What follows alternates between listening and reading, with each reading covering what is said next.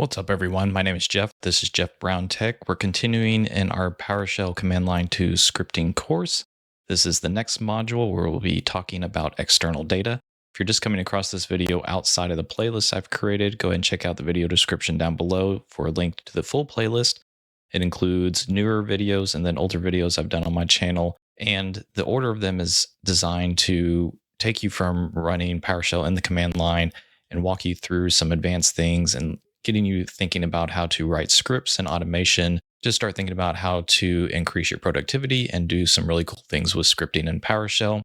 If you want a copy of this code, go ahead and also check out the video description. I have a link out to my GitHub repository for it.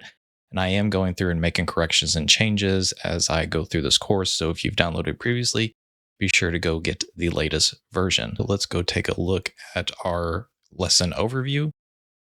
Inside of Module 6, we're going to learn how to read and write from external files and communicate with web-based APIs using PowerShell. This helps you build out scripts that interact with data that you might be working inside the real world and working with local log files, maybe getting data from remote servers. What we'll cover here is reading and writing data using CSV, JSON, and XML files. We'll take a look at how to import and export data. There are some built-in PowerShell commands to do that. Call a couple of web APIs using Invoke-RestMethod and Invoke-WebRequest, and involved with those passing headers, query parameters, and some body content to those external services, and parsing and storing remote data in PowerShell objects. We have our 3 lessons here this time, hopefully maybe a little bit shorter video. I know these are getting quite long sometimes. But we'll talk about working with external files, then importing and exporting data with those external files, and a little bit of introduction there, talking about working with APIs. Not super extensive. I do have some other videos I'll include in the playlist. And I do think it is an advanced topic, but again, it's something I want you to be knowledgeable on and just know that is there. I very much work in the Microsoft area with things like Office 365 and Azure, where I work with the Graph API, and sometimes I have to make Graph API calls and API requests and everything, and I'll do it inside of PowerShell. It's definitely something that you can use to take scripts and perform some automation. Maybe there's not a PowerShell commandlet that it has that native functionality, so that's where it really comes into play. Not a lot of knowledge checks and challenges in this one, not an end of module challenge. I got maybe 1 or 2 exercises for you to do, and they're pretty simple. And again, introduction to these concepts, something to include inside your scripting as you move forward. That does it for our introduction. We'll go ahead and close this out, and let's open up our first lesson where we just get an introduction to working with external files. As I mentioned in the introduction, PowerShell has a lot of built-in commandlets and tools to interact with different file types. Some of it's structured data, some of it's unstructured, and this is an introduction on how PowerShell can interact with that data and how you can use it inside of scripting and everything else. A couple of file types that we're going to go over here are plain TXT files. It's based on lines, so it has 1 line, 2 lines. Text files are great for notes. Log files, if you're doing something inside of PowerShell script and you want to log what's happening out to a text file, you can do that. Storing config snippets, code or anything else like that. Next, we have CSV files. This stands for comma separated values. That just means you have values in a file. Each line in the file is a record or something like that, and the values are separated by commas, just as it says they're comma separated. And you can think of it as tabular data, like I mentioned. You have each line is maybe a record, and then you have different properties inside of that record separated by commas, maybe like server name, IP address, operating system, date built, things like that. You have JSON, which stands, I think, for JavaScript Object Notation. It's a little bit more structured and it follows a key value format, almost like a hash table, but a little bit more advanced. You'll primarily probably work with JSON when working with those API services and everything, because that's the language it'll talk with back and forth.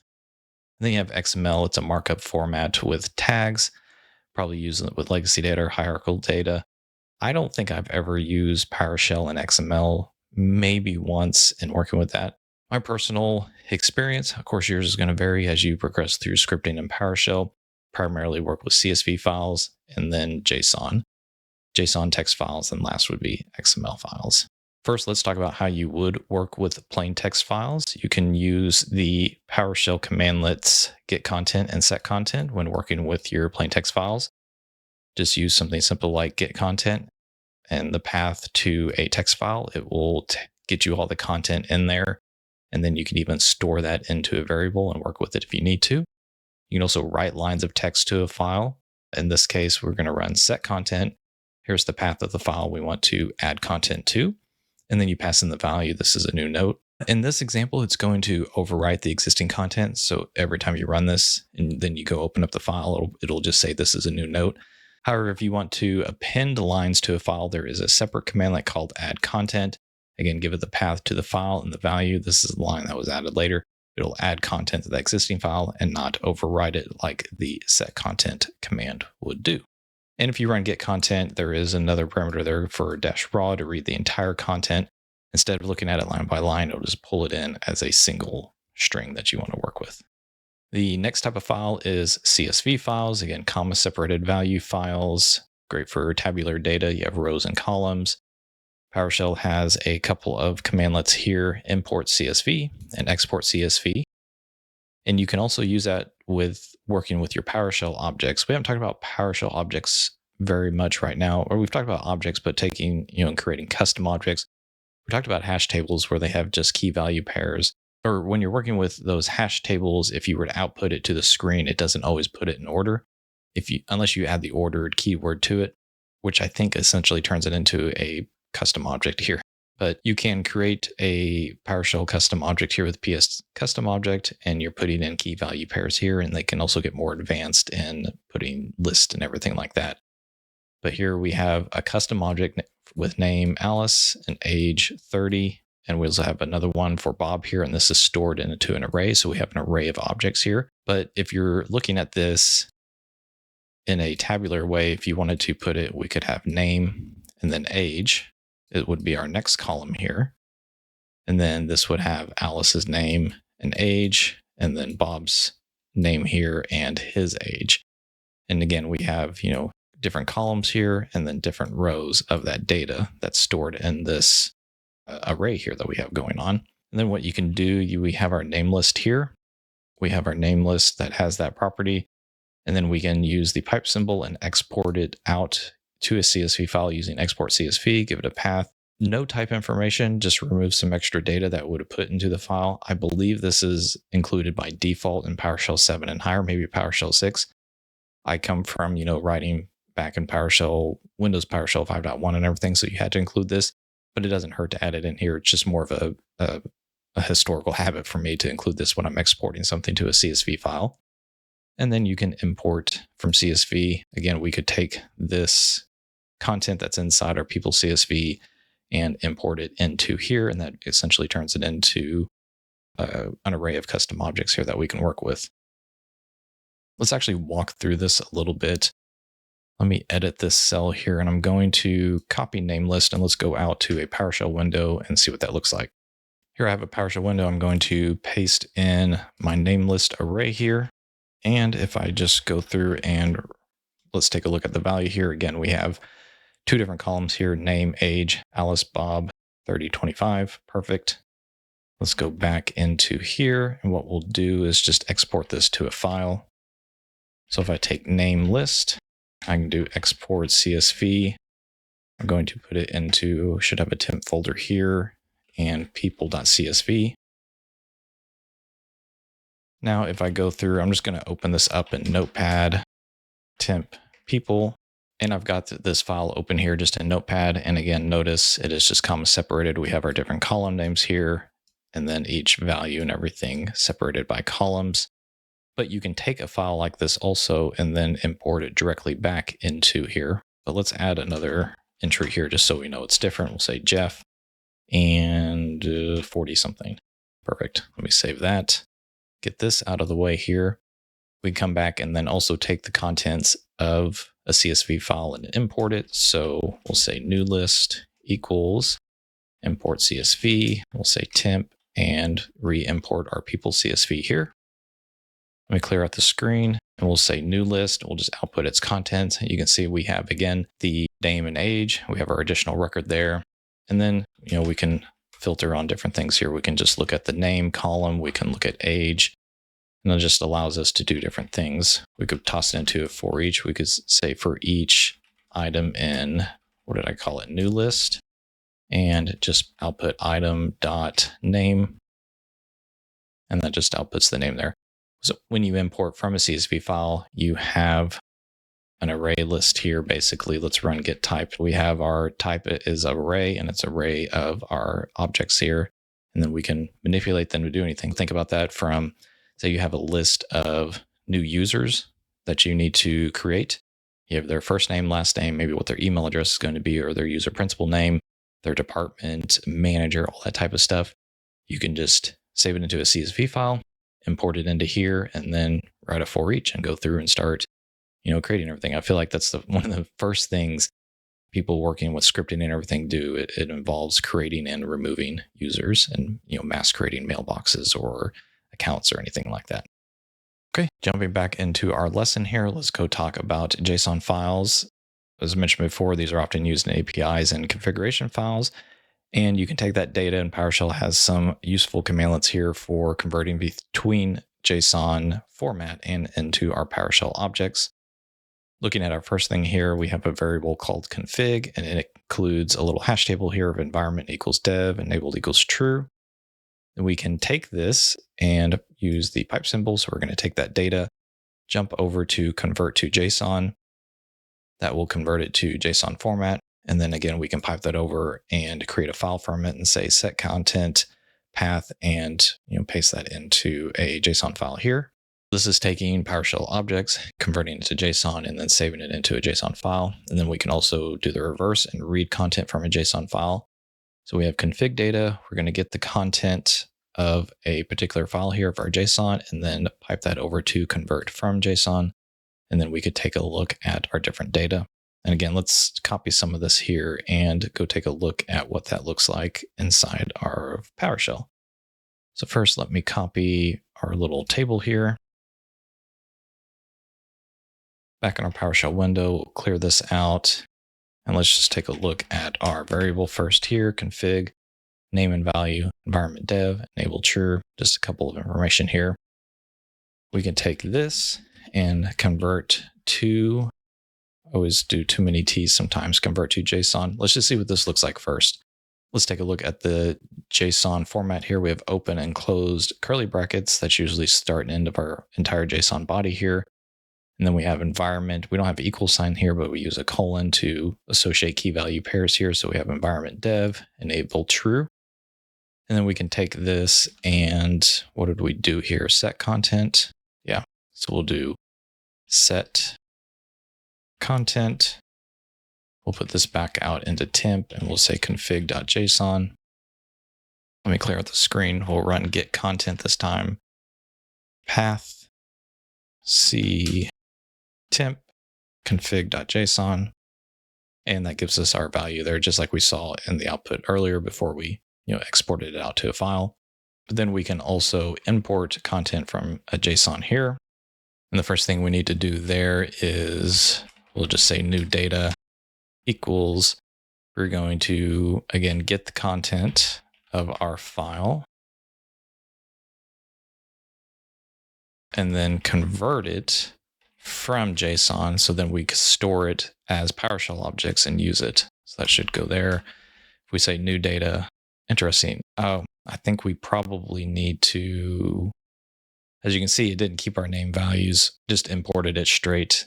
Changed the format here a little bit. Originally we had a hash table, and when we exported out to JSON, it converted it correctly. But now if we run get type, what is this actually now? It just turned it into a PS custom object. So we have environment dev enabled true. Okay.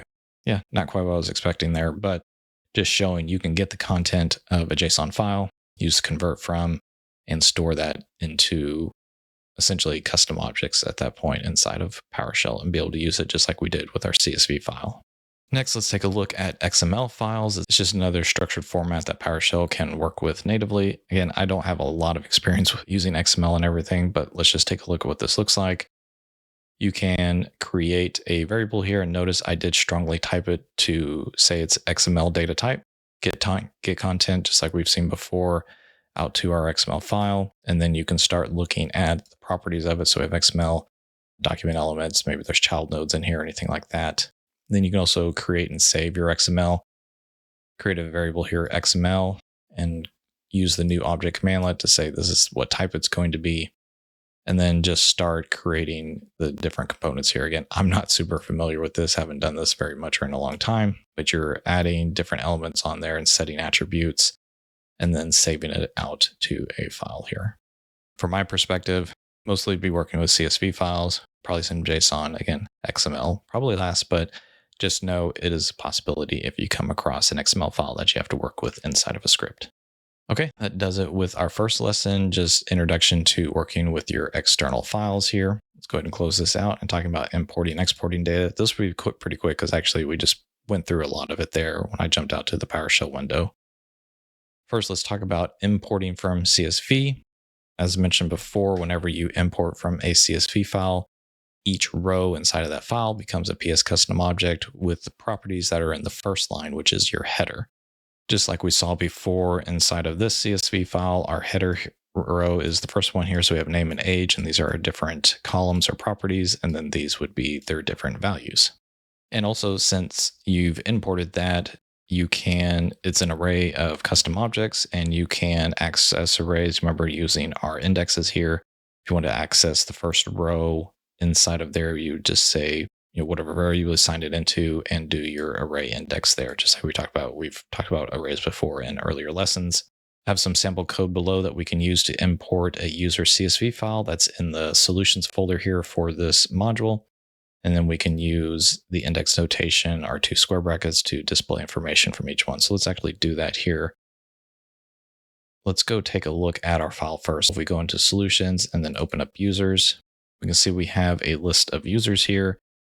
Our first row is our header and our column name. So we have first name, last name, username, title, department, and manager. And then right underneath here, we have all of our different properties, or each row here is a record essentially, or become an object inside of our array. And I can't remember what the name of the extension I have in VS Code here. I think it's Rainbow CSV, but you can see it makes seeing this data a lot easier. So we have first name as the color white, and we can just look through and see, these are all first names here, last name. Because when you're working with CSV files, not everything lines up because everything's just separated by commas, and it's not in a table like you might see in Excel. So it might be a little harder. We have blue here. We can see everything's last name. Title is green. Just kind of paints it and formats it there so it's easier to see. I think that's Rainbow CSV. Feel free to install that if that would help you out to looking at the CSV files. Going back to our example code, what we're going to do is create a variable called users. We'll import CSV and give it the path out to our user CSV file. We'll access the first object in there, which is the first record. That will give us the whole record, and then we can look more specifically at username and department. So let's run this real quick and see if this runs as expected. Again, these notebooks here, these little cells, sometimes it takes a few tries there. So let's actually go back real quick. First row is Hank Garcia, sales manager, sales, and the manager is C.Green. Come back out here. Looking at the entire record, everything we just saw there, first name, last name, username, department, everything. But we can also use dot notation to access the different properties and just output the username and the department name. Talk a little bit about exporting to CSV. We saw that earlier when I was talking in lesson 1. You can take either a single PowerShell object or an array of objects and export them out to a CSV file. Each object's property names become the header row. Here, again, you can take something like your variable here, export CSV. Talked about including no type information. It's not yeah, I have it documented. It's not required in PowerShell 6 and higher. For me, it's just a habit. Not to, definitely good to maybe include in case you don't know which version of PowerShell your script is going to be running on. Something you might often do is you're building out PowerShell objects so you can export them to a CSV file, like cycling through a list of servers and using test connection to see if the server is online, and then to save out its IP address. And then as you test each server, you then create a custom PowerShell object to store the information, then output it through the pipeline. Let's take a look at a little example script here. I have a variable here, servers. It is an array of server names, in this case, search engines, and then this last one here is not going to exist. And then for each server in the servers, we're going to initialize some variable here is about its status and IP address. We'll run test net connection against each individual server. We talked about error handling before, where sometimes you might want to silence an error. In this case, I'm silencing a warning for if it fails the test or can't find the computer name or whatever. I put warning action silently continue. Then we're going to look at the results of our test net connection. And if the ping succeeded, we'll say the server is online. IP address is what the IP address is and convert it to a string. Otherwise, we're going to say the status is offline. You can create a custom PowerShell object at this point. We'll say output and then PS custom object, @ and curly brackets, and then just name value pairs. Server equals server, status, IP address, value of IP address that we all configured up here. And then to make sure your custom object is output into the PowerShell pipeline, just run output here. You can also just create a custom object like this and pretty much everything I'm outlining here. And I believe that will also output it. This is just a habit where I'm creating a variable and then outputting it just in here. In fact, I think I have this saved here under solutions. Let's go take a look. Yeah, so let's actually go run this and we can see the different things that we can do with it. Let's go into the solutions folder and run test server connectivity. We'll go through and it's running through and running each test net connection on our array of servers. Now we can see its output here. So let's line this up here with what we're seeing. We have server name, status, and IP address. We have those name here inside of each of our objects that we're creating, server, status, and IP address. And then the values here, it's outputted into the pipeline and onto the screen for us. Google and Bing, of course, online. There's our IP address, but this one doesn't exist. So we said it was offline.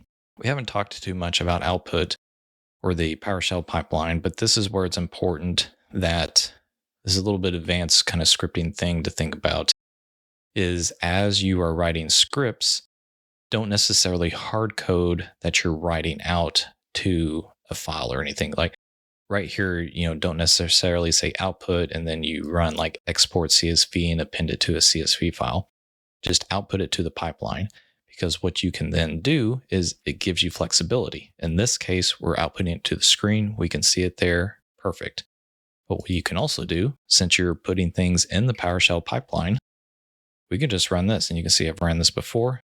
You can take this script, pipe it out to export CSV, and give it a server name here and everything. And if we run this, take another second here to run.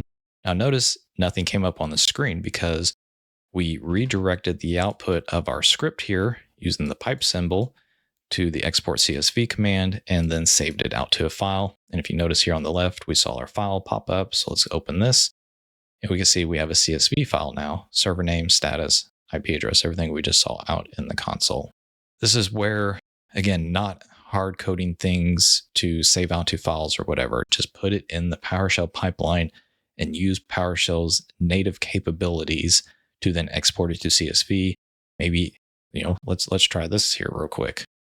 We're going to take this and maybe convert to JSON. I have no idea if this is going to work or not, but let's just give it a try real quick. Perfect. There you go. That's the power of, excuse the pun, PowerShell here.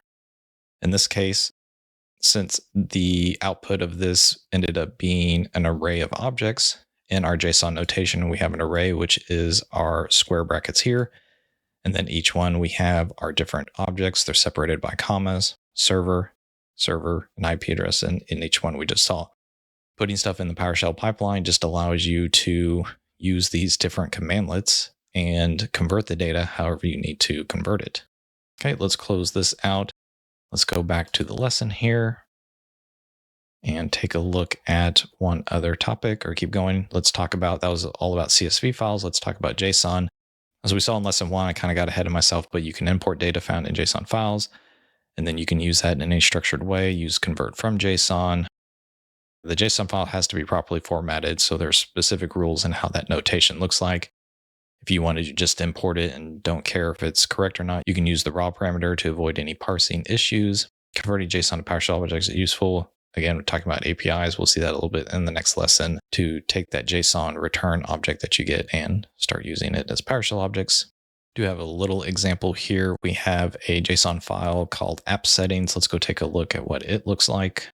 This is a little bit more advanced JSON. We have our open and close curly brackets here, and then we have key value pairs, application name, inventory app, version, and everything. But even within this, we can have more objects. So we have settings, but settings has additional subproperties of theme, autosave, refresh interval. Then we also have environments. And as we just saw before, these square brackets here mean it's an array or a list of items or other things. And within environments, we have additional objects here, name, URL, enabled, all that fun stuff here. So JSON can get a little bit more complicated because it can be more than just name value pairs. You can include additional objects in it. You can include list or arrays of objects or other properties. Just lots of other information in here. So this actually, I'm going to split this right because I want to come back in here and let's take a look at running this code here real quick. We're going to get the content of that JSON file, convert it from JSON, store it into app settings, and then we're going to take a look at some of the different properties. So we should see application name here. Then we can get, sub properties basically using dot notation, settings, and then the theme. And then environments here, since it's an array, we can look at the first object of it using our 0 array index, and then look at the URL, which should give us dev.example. Perfect, that ran great the first time. Again, we have application name here, which is inventory app, which lines up with this property here. Settings and theme is dark, settings theme dark. And then looking at the first index in our environments array here, URL, which is dev.example. So that came up exactly as we're looking there. Let's close this out. And as we already saw, we can also export to JSON. You can take a PowerShell object or array and export it to JSON using convert to JSON. We'll take this example code snippet. So we already took a look at our users.csv. We know that's in CSV format. And what we can do is convert that over to JSON. What I'm doing here is users. We're importing that CSV file here and saving it there. Creating another variable, users JSON. Users pipe that over to convert to JSON. And I have depth 5 here. By default, I think this value is 3. But if you end up having a lot of nested things inside your JSON file, let me pull this back up. For example, level 1 depth would just be everything right here. If you're going into depth 2, that would be everything under environments and maybe name URL. Just know if you have a very complicated JSON file and you try to import it or convert from JSON into some PowerShell objects and you're not getting all your data, it could be because there are lots of nested objects here. I do have a video about this. I'll probably include it in the playlist here. But let's go ahead and run this. Okay, there wasn't really any output here because we were then taking that JSON that we made and creating a user's file in JSON format instead, which we saw pop up here. And again, it's an array of objects. So we start with our square brackets and then curly brackets representing objects and key value pairs here. So this just converted our user CSV file into a JSON file. Maybe that's the requirement for whatever your script you're working with or system. And you're like, oh, I have all this data in CSV, but it wants in a JSON format. Not a problem. PowerShell can handle it. We've got built-in commandlets here to take that and convert it. That completes lesson 2 here. Let's do a little exercise that I have available here. We've already taken a look at our CSV file for our user's name here found in the solutions folder. What I want you to do is just write a script to import the data found in there. You should be able to use the commandlets and some of the examples we saw earlier. Once that's done, I want you to display all the users in the IT department and only display their username, title, and department. Again, once we've imported that, we can access the properties of each of those records there and be able to use other things like select object, hint, to just pull out specific properties. If you want to, give this a try. Write your own PowerShell script here to see if you can do that. Otherwise, let's go through and take a look at my suggested solution. I do have some parameters here. Again, if you just hard coded it, that's fine. But again, as you're starting to write scripts and think about it, think about how you can make them reusable instead of hard coding to a specific file. What we're going to do is have a parameter here called file path. It's mandatory. We're going to make sure it ends in a CSV file format. We're going to test path and make sure it exists. And this will return true or false and validate if it exists or not. Next, what we'll do is import the CSV data into the user's variable. We've seen our import CSV command before. What we can do then is filter out for IT users. So we have creating a variable here called IT users. We'll pass in our users object or array of objects here. We'll say where object department equals IT. Sorry, this is a little bit older formatting here with the curly brackets. I think you have to do this because we're looking at a subproperty of it with the $_ I should have looked at this script a little bit closer when I put it out here.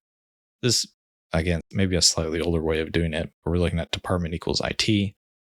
Then we're going to pass in IT user, select object, username, title, and department, and output that to the screen. Bring up our PowerShell window here, and let's just run import users. See, I didn't specify the file path, so it's prompting me for it since it is a mandatory parameter here. And I misspelled it. Again, our validation is working. Maybe I did this on purpose, maybe not. So let's do users.csv. I'll use tab complete so it actually gets the full name in there. And now it comes through and we can see all of our IT users and just look at their username, title, and department. Now, real quick, because it's kind of bothering me here, let's go through and see if we can change this here. The users equals users, object, department equals IT. Let's see if this also works. Clear out the screen. We'll run import users again, and that works as expected. Yeah, the curly brackets there, a slightly older way, I think, of doing it. In fact, this has, if you want to get real specific here, department, we can look at what property we want to filter on, which is the department, and then equals, and there is another parameter here for value. That would be the absolutely full way of defining your where object filtering there. Most of the time, people don't add property and value because it's a little self-explanatory. You're saying, I want to where this object to this equals this, but just putting that out there. This is a little bit older notation. I will probably take that out there and update the script here. So let's do Shift Delete and save that here. Perfect. So pretty straightforward. Hopefully that shows you can import that data like that and then start filtering on it, doing where object, selecting the values out of our CSV file here where we're only concerned about their username or filtering on their title, maybe their manager, anything like that. All right, that does it for this lesson. Let's clean some of this up, close some of this out here. Yes, let's go ahead and save those changes. Close this out, and let's go take a look at our next lesson here, talking about web requests and working with APIs. So far, what we've been looking at is working with local files, CSV, JSON, everything like that, but you can use PowerShell to interact with online data sources and web services. There are two different ways to do that. There's Invoke-RestMethod and Invoke-WebRequest. But first, let's just level set a little bit. What exactly is an API? It stands for Application Programming Interface, and allows just different software systems and applications to communicate with each other.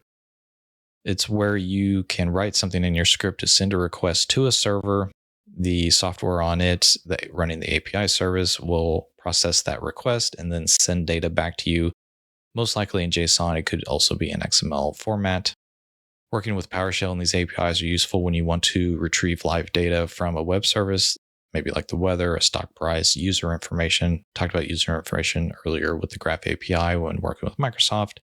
You can also send data to those remote systems. You can create, using Graph API, you can create users. What I used it for before was like creating Microsoft Teams, working with things like Intune, maybe update a database. This allows you to create automation and tasks that would normally require going to a website or running some type of manual application. Let's talk about our two commands that we have available to us. The first one is Invoke-RestMethod.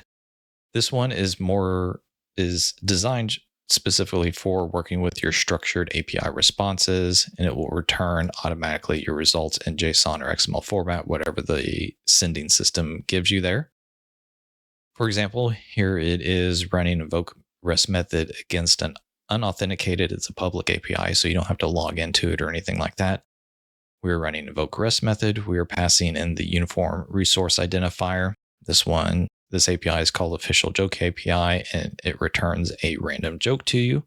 So let's go through here. I'm not going to run it inside the cell here because I want to take a look at some different parts of it. So I'm going to copy this and let's jump out to my PowerShell window here. We'll clear this out, paste this in here. Now first, let's just run response and look at all the values inside of it. It comes back as, let's actually run get type here first, probably a custom object, perfect. And it has, properties associated with our full response here. What type of joke is this? It's a general joke. We have setup. What is the least spoken language in the world? Sign language. That's the punchline. And here's an ID that identifies that joke uniquely or anything like that.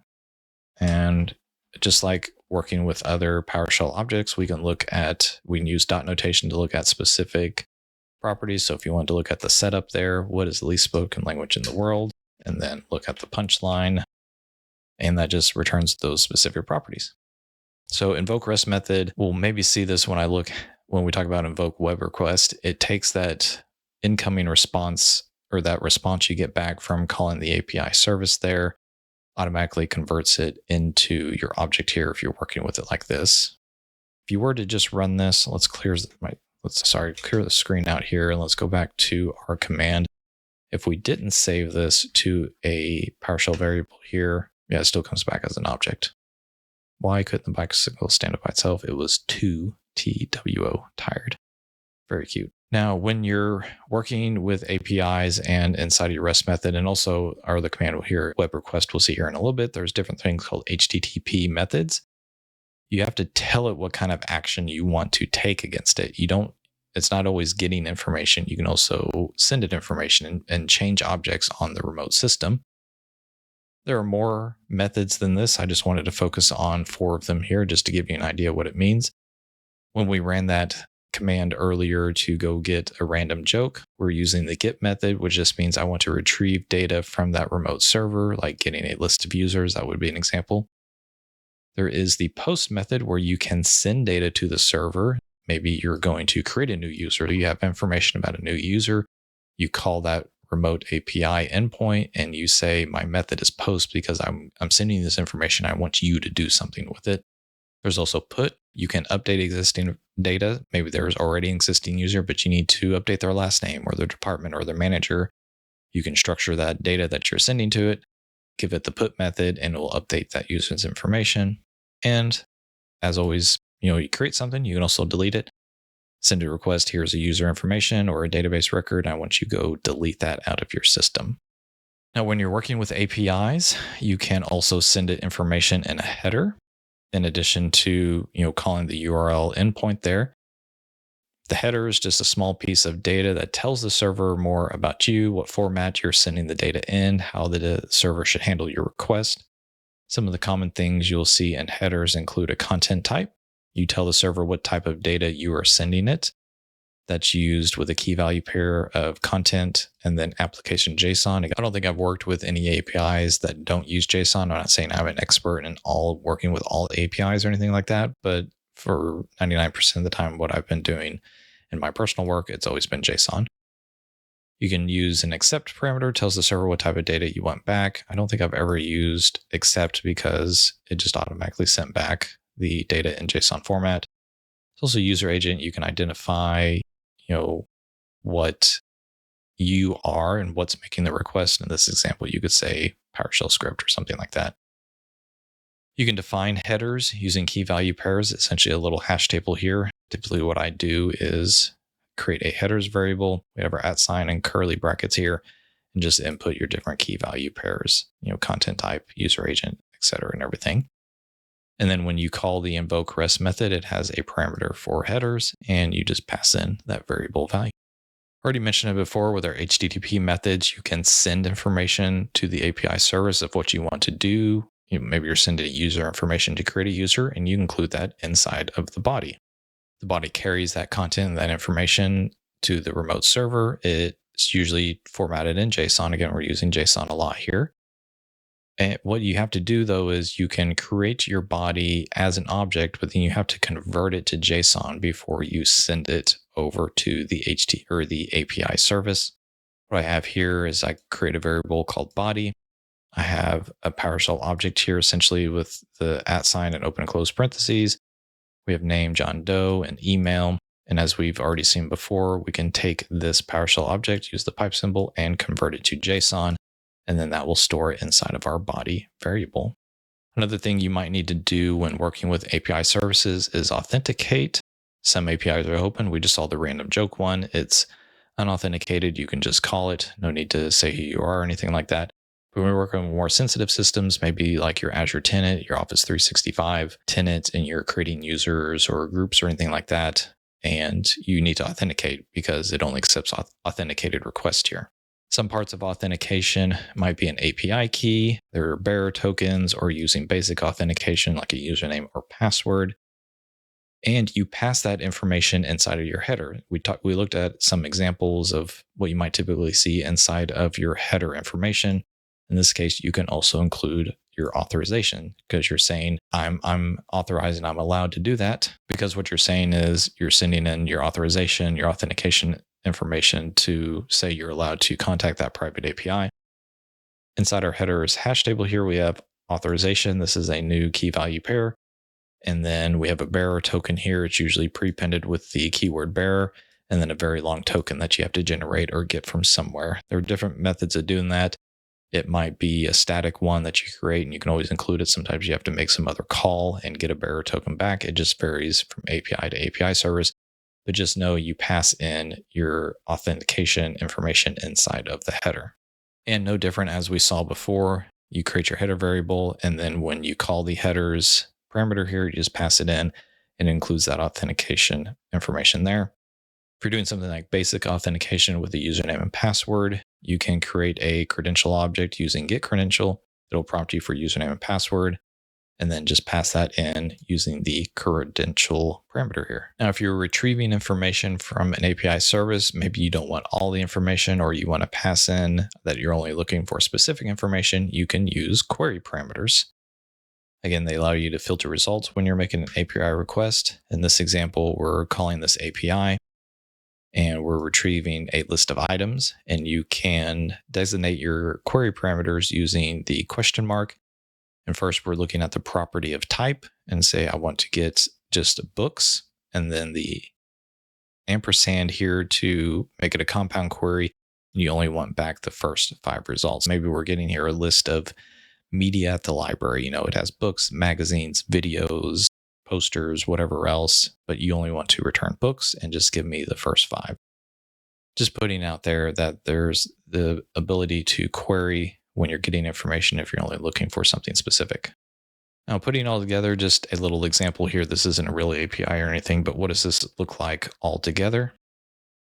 We are defining a body here of sending information to create a new user, and we're converting it to JSON.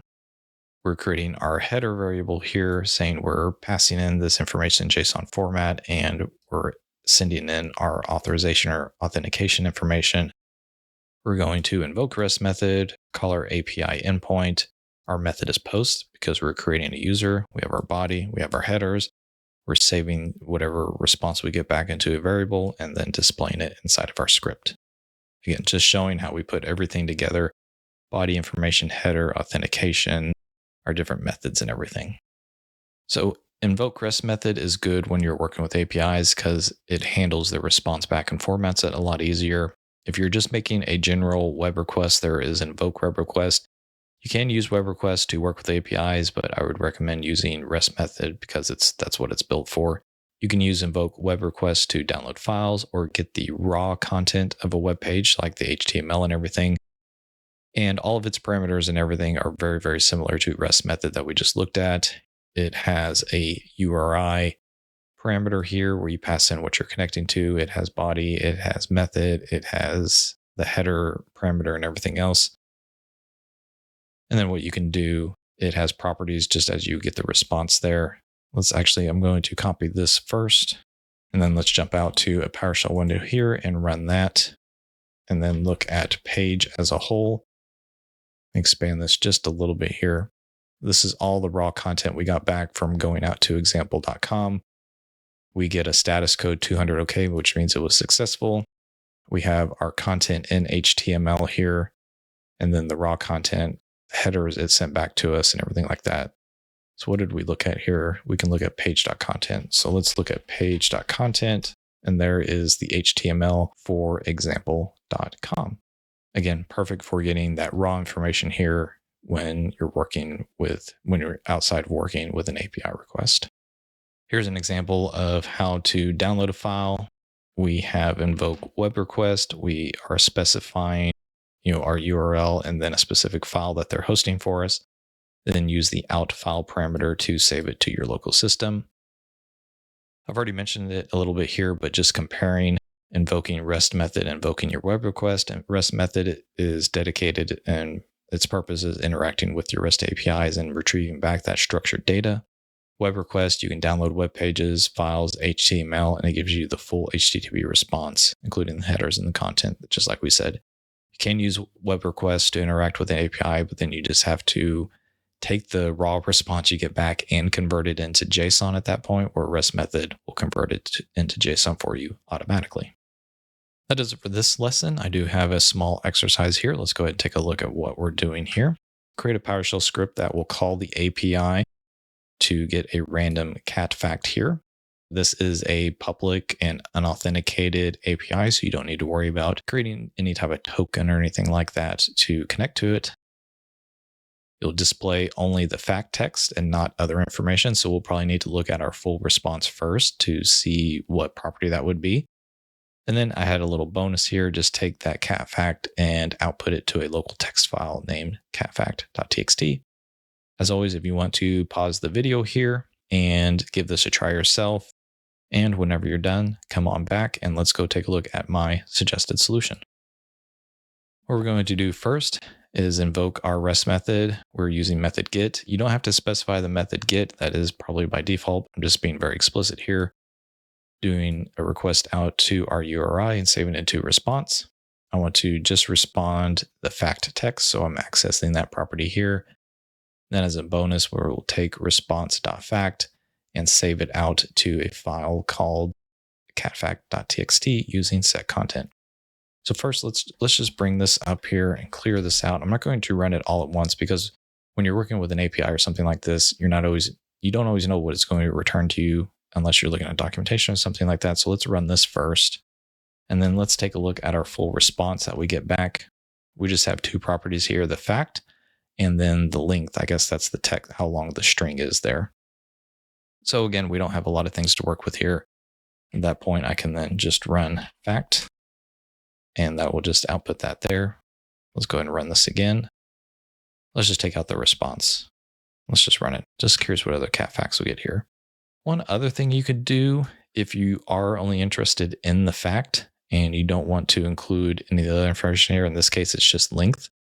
We could do probably something like this. Let's go here and then just say fact. Let me clear out the screen here and just run this. What this is doing is where we put the parentheses around it. So it's saying run this command here. And then we only care about the fact property, and that should save it into our response. Let's run this here, response. And then if we just run response or look at the value of our variable, doesn't include the length or anything, doesn't even include the fact header that we saw earlier, just gives us the straight text there that we're interested in. Another way you can do this, let me back that up here.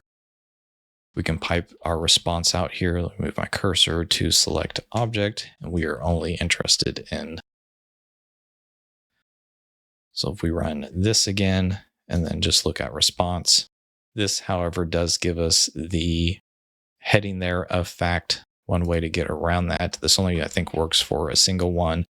You can say expand property, run that again, look at response, and it just gives us the string there.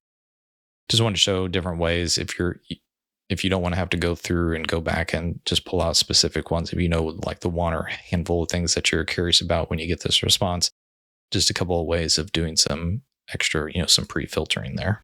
Let's go ahead and back all this out. All right, that does it for this lesson, talking about working with external data.